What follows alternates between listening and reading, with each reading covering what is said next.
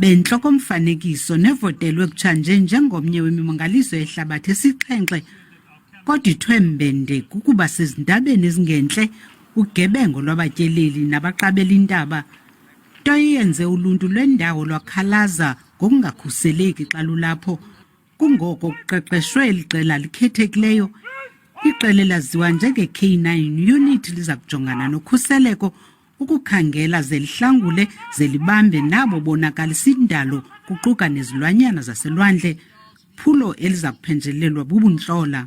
I-Table Mountain indawo ehlukile so bafundisiwe ukuthi wenza kanjani ukuthi wani uqaphela ukuthi kunento esolisayo lana angiphuthume ubona kanjani ukuthi lana ngathi lona akazile ukuzothokozela iphaki yethu but uzogebenga abantu. Remember that we are in an urban setting, so crime does spill over from the urban areas over into the park.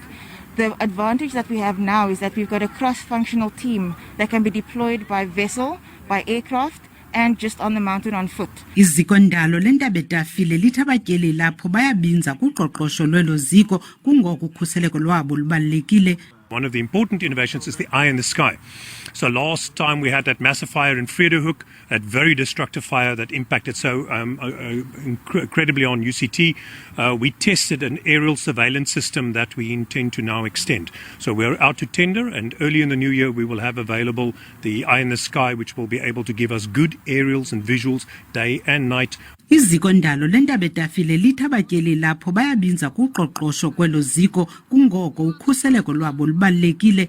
Kuye kwanikezwa iziqinisekiso neendebe ezijikelezayo kwabo bagqwesileyo kuqeqesho lwabo. Thandiswa Mawu, weendaba ze-SABC eKapa.